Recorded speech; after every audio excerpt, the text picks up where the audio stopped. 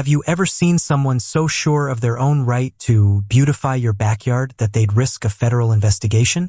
Welcome to my wild suburban saga. I'd like you to imagine this. It's just before sunrise in a quiet suburban neighborhood where nothing ever really changes until one fateful morning. I was jolted awake by a sound so intense that I swear it wasn't the usual rooster crowing or a passing car honk. It was a rhythmic, metallic pounding that sounded almost like gunfire. In my half-asleep days, I tripped over my dog, Mabel, and rushed to my window only to see something utterly bizarre. 3 construction workers were busy hammering steel posts into the banks of my creek as if they were constructing a fortress overnight. My first thought was, what in the world is going on here? And then I saw her, Karen.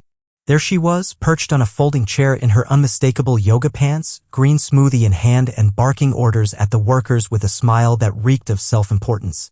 "Good morning," she called out as if this early morning melee was part of a grand community initiative. "You're welcome, we're beautifying your swamp," she shouted, confusing swamp for something almost endearing. And that, my friends, was the beginning of one of the wildest episodes I've ever encountered. Now let me set the stage for you. My property isn't just a patch of land, it's home. My creek has always been more than mere water running through. It's a living memory of my childhood. It's where my granddad taught me how to fish, and it's where Mabel learned, albeit clumsily, to chase after frogs, even if she missed every single one. For generations, this creek has been my sanctuary, a slice of untouched nature amid suburban sprawl. And yet, suddenly, it was being hijacked by Karen, an enthusiastic but misguided neighbor who thought she had all the rights in the world. Karen had moved in about 3 months prior, and at first, it was your typical suburban dispute, passive-aggressive notes about my mailbox, complaints about my American flag looking too faded, and endless reminders that my fence clashed with the community's aesthetic. I shrugged them off as mere quirks of living in a homeowners association (HOA) community until the day she literally fenced off my creek. That day, when I saw her strutting about as if she were curating a meditation garden, I knew everything was about to change. Karen, with an air of false authority, waved a laminated packet in my face, a printout, supposedly from the HOA, that claimed the creek fell within a communal visibility zone. According to her, this temporary fence was just a beautification enhancement approved for community meditation, a move to bring symmetry and structure to our little neighborhood swamp. But I'd been around the block more than once.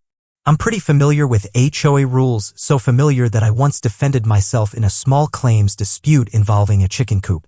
I knew right then that she was bluffing, fabricating rules that didn't even exist in Section 6.2 of our HOA guidelines. Confused and irritated, I quickly grabbed my phone and called Dean, a retired game warden and my longtime neighbor who, besides sharing my love for fishing, has always had a keen eye for nature. In no time at all, Dean arrived in his trusty, beat-up Ford, chewing thoughtfully on a piece of jerky. When he saw the fence, he muttered, "Holy hell, she fenced off the whole damn thing, claimed it's for community meditation." And just like that, he crouched down at the creek's muddy bank, eyes magnified by his trusty pocket loop, and delivered the shocker. This creek is a federally protected steelhead spawning tributary. It's been monitored since 1994 with sensors buried along the banks to track flow, sediment, and spawning patterns. At that moment, my headache turned to alarm. Federal protection meant that Karen's whimsical project wasn't just a matter of quirky HOA rules, it was potentially a felony. Without hesitating, Dean advised that we contact the U.S. Fish and Wildlife Service immediately. I shot off an email with photos, location data, and a video capturing the bizarre morning events. I could barely imagine what would come next. Within hours, the situation escalated beyond anything I'd ever seen in our calm suburban enclave. 2 white unmarked SUVs rolled quietly into our neighborhood, and soon after, a trio of federal agents, all dressed in khaki, utility vests, and armed with an air of seriousness, approached the creek. They took in the scene like nature documentarians. One agent began to dismantle the fence with bolt cutters, another methodically cataloged every removed piece, and yet another set up a portable sensor to verify our creek's vital environmental data. Their actions were swift and deliberate. At the sight of these federal enforcers, Karen's confident smile faltered ever so slightly. But did Karen back down? Not even close. In a moment that can only be described as surreal, she marched toward the agents, clipboard in hand, asking, "Can I help you?" as if she were hosting a community open house instead of obstructing a federally protected habitat. One of the agents, flashing a badge, explained that they were there to conduct an inspection for a violation of both the Endangered Species Act and the Clean Water Act. Karen's face shifted rapidly between shock and indignation as if she had just been hit with the realization that her beautification project had taken an illegal turn. As the fence was being dismantled piece by piece right before our eyes, Karen's protests grew louder and even more erratic. She escalated the confrontation by almost physically confronting one of the agents, nearly landing herself in federal custody. By the time the fence was completely removed, the entire creek area was officially marked as federal property, leaving Karen standing amid what used to be her community meditation zone, red-faced and fuming. That evening, the fallout was swift and brutal. The HOA, seemingly fed up with all the drama, called an emergency meeting. Homeowners, many of whom had endured Karen's passive-aggressive antics for months, finally turned against her. Karen didn't wait for the homeowners to rally. She immediately hired a lawyer. And not just any lawyer, a flashy one who arrived in a bright blue Tesla complete with tinted windows and license plates that screamed, by law. In a huff, this lawyer filed a grievance claiming that the federal agent's intervention was an unauthorized intrusion into what she considered her creekfront reflection area, and he even attempted to sue for emotional damages. The subsequent courtroom showdown was every bit as dramatic as you'd imagine. Karen, dressed in her full white pants suit and accessorized with an American flag scarf, presented what could only be described as low-quality evidence, a collection of blurry photos and poorly documented emails, barely holding any water against the solid federal documentation we had. I sat there, calm and collected, as I handed over copies of the original land deed, environmental protection maps, and confirmation of the creek's federal monitoring status. The judge, after a brief review of the evidence, bluntly reminded everyone that even if the land were privately owned, federal environmental laws took precedence over any locally imposed HOA rules. Karen's face went through a spectrum of disbelief before finally settling into a look of resigned rage. As if the courtroom drama weren't enough, the story took another wild turn the very next day. Reports began circulating online. Footage from hidden trail cameras set up along the creek showed Karen in night vision goggles, desperately trying to drag bags of quickset concrete with dollar store tools. The footage quickly went viral on community boards and even made its way to Reddit, where viewers couldn't help but laugh at the absurdity of a woman trying to reroute a creek like it was a garden hose that needed a twist.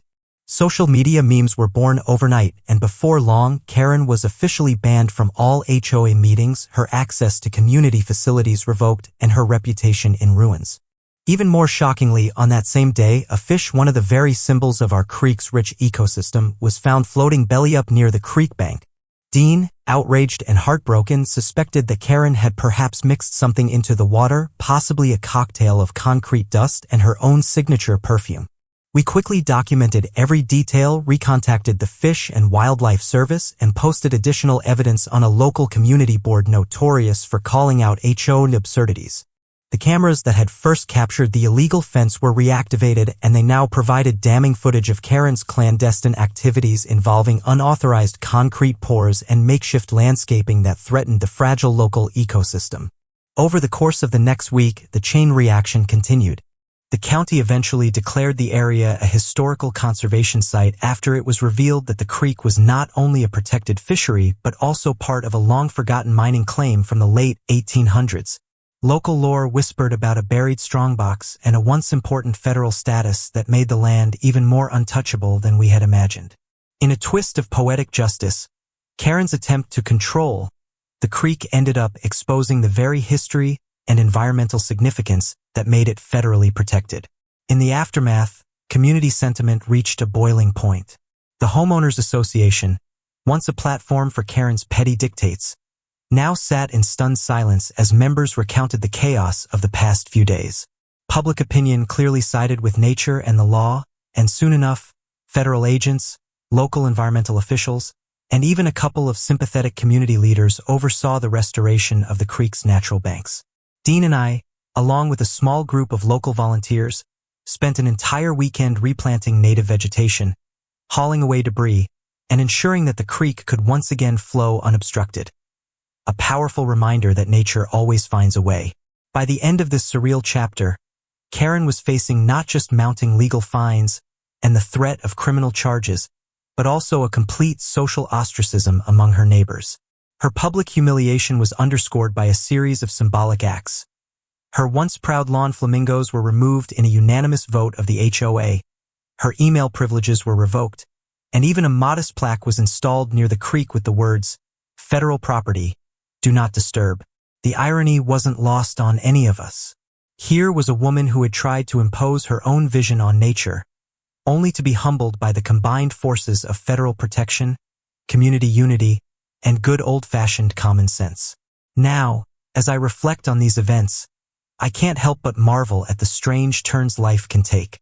It started with a misguided attempt at beautification and ended with a full-blown federal intervention that reminded everyone in our community, no matter how entitled or self-assured you might be, that nature and the law are not to be trifled with. That morning, when the sound of construction shattered my sleep, I never imagined I'd be at the center of a story that would ripple across social media and echo through our neighborhood for months to come. Through all of this, I've learned a few vital lessons. First, know your rights and the laws that protect not just your property, but the environment around you. Second, community can be a powerful force when you stand together against injustice. And finally, sometimes the best way to deal with bullies is to let the law and nature itself speak for you. The creek, once a symbol of freedom and continuity, now flows clearer and stronger than ever, a testament to the resilience of both nature and community spirit. So, whether you're enjoying a quiet morning by a local stream or defending your backyard against absurd overreach, remember, do not mess with nature or federal law. And if you ever find yourself facing a Karen with a folding chair and a green smoothie, just know that there's a whole community, and sometimes even the federal government, ready to help set things right.